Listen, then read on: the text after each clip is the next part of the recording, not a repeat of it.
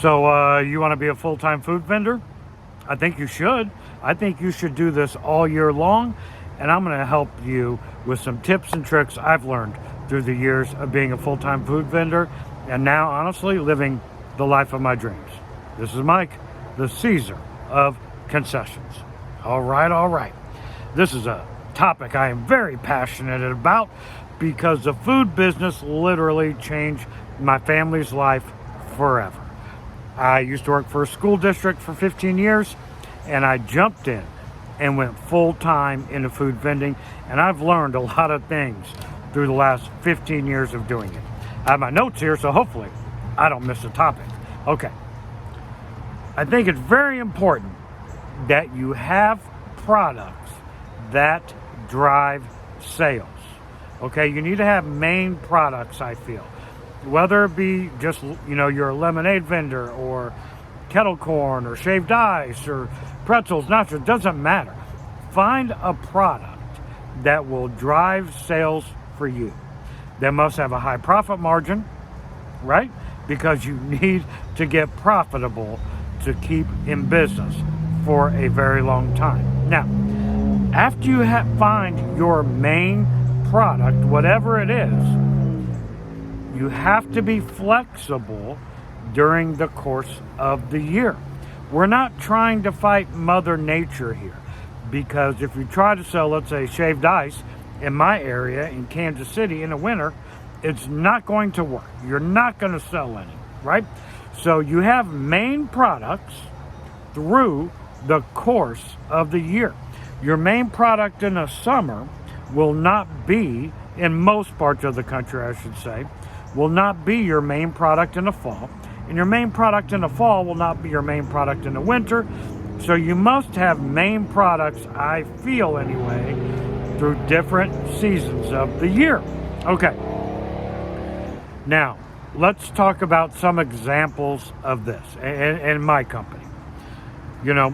Some of our main products in the summer include shaved ice, lemonade, tea, hamburgers, hot dogs, things like that. Now, as we transition to the fall, and in the fall, the temperature can get pretty cold here in Kansas City. So we have to transition. What really sells well in the fall for us is things like hot pretzels, kettle corn, things like that really take up their own and really shine in the fall. So, for instance, for us and us alone and our business, kettle corn does not sell well when it's like 90 or 100 degrees. However, it really shines during the fall, so we can transition to more of that. Same thing with pretzels. Pretzels on a 100-degree day, hot pretzels, just don't sell very well for us. However, during the fall, hot pretzels sell extremely well. Now for beverages, right? So we can't really sell shaved ice in the fall. We can't really sell ice cold lemonade. Depends on the temperature. Some days we'll get a 60-degree day. Some days we'll get like a 40 or 30-degree day in the fall.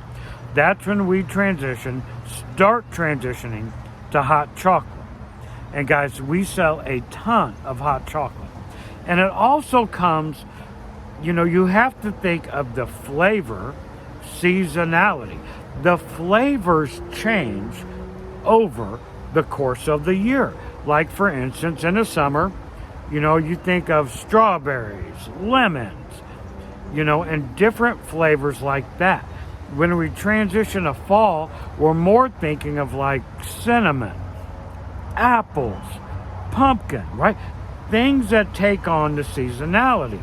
And then as we shift into winter, we think of like peppermint, winter flavors. Peppermint, on top of my head, the only one I can think of for winter, but I know there's a ton. Hot chocolate, caramel, things like this, right? So we transition with the flavors over the course of the year, in addition to changing the menu over the course of the year. That way we're selling product no matter what the season is. Okay, so flexibility is so important. I have a membership group. It's only $2 a month. We go over stuff like this all year long in our workshops. We do workshops twice a month in our Discord server where we get in the voice chat and all the vendors talk about their events, what they're doing, wins, fails, successes. You want to be around successful people, join a membership group. It's only $2 a month. I'll leave a link in the description. Okay, next. I encourage you to do every event that you can do your first year. That is vital. Now listen, most people, including me, the first year is a struggle financially. If you know that going in, right? Because you just don't know what you don't know. You have to find the events that are going to work for you down the road. Your future you will thank your current you during your first year of going through the struggles. Guys, not very many vendors are successful their first year. Some are, some aren't. But I'm telling you, the vast majority are not, and that's including myself. My first year was absolutely dreadful. But we had to go through that first year to learn what worked and what didn't work, and to understand the food game. Next, I think it's very important to have a variety of products that you can sell. So if you just do lemonade, shaved ice, or kettle corn, let's say, during the summer, I think it's important to have like a chip rack, right? To bring in other streams of revenue, maybe candy, maybe prepackaged cotton candy, maybe this or that, doesn't matter. Find products that can also bring in streams of revenue. If you only have one product, you're only selling to one particular group of people, and your market share is small. The more products you have, the more you open yourself up to a wider market share. Now, that doesn't mean you should have like 20 different products and expect to sell to a huge market share. I would have 2, 3, 4, 5 different products and sell those. Now have a main product, but have different offshoots that will also bring in additional revenue, particularly if you're going full time. If you are part-time, this may not be as important to you. But if you're full-time, we have learned, and all I can speak on is my experience of having different food products bring in more revenue. That's just it, and that is something vital that it took me a while to learn, and I highly recommend people try different products. Okay. Return on investment is a massive, massive metric. What does that mean? You're not making money until your initial investment is paid off. If you spent $20,000 getting your stuff set up, whatever it is, tent, trailer, food truck, whatever, doesn't matter, and your first event, you make $2,000. Well, that's great. You made $2,000 in your first event, but you're still in the hole $18,000. Plus you had to buy food, plus taxes, etc., right? Keeping your initial investment as low as possible and then building up your business is a great way to get profitable, because you have to get profitable to make money. That's just it. You're not profitable until that initial investment is paid off. So please understand that. I have a sponsor on my channel. And guys, look, this equipment I'm going to talk about from kettlecornmachine.com has been in our family for 15 years. We have their A1 Suite kettle corn machine. We just used it at a July 4th event. Guys, still going strong. I cannot recommend kettlecornmachine.com enough for their kettle corn machine equipment and their lemonade vending equipment. Check them out, kettlecornmachine.com. Now look, it is very important you work during the week when you're a full-time food vendor. Why is this important? Well, it's important on several different levels, and let me tell you why. If you work during the week, here's one reason. You can get money during the week, obviously, by doing jobs. And that way, when the bigger events come on the weekend, hopefully everything has been paid off because you work during the week.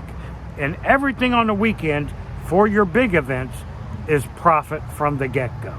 That is so important.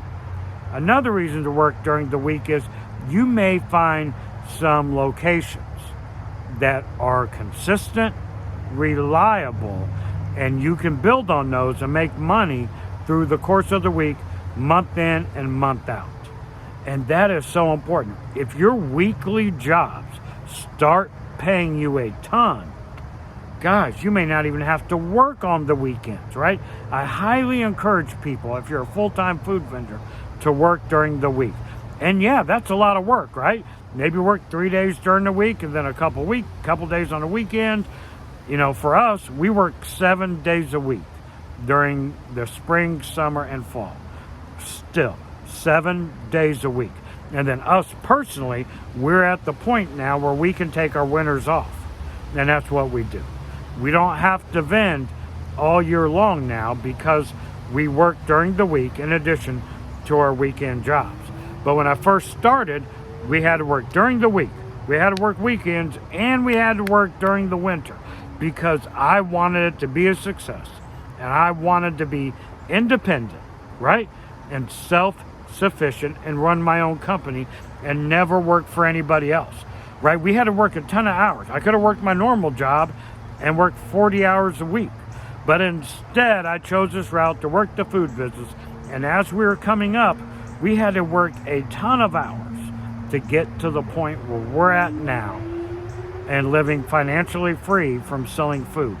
Guys, I highly recommend going full-time in the food business. It's changed my life, and I know it can change yours. This is Mike, the Caesar of Concessions, out.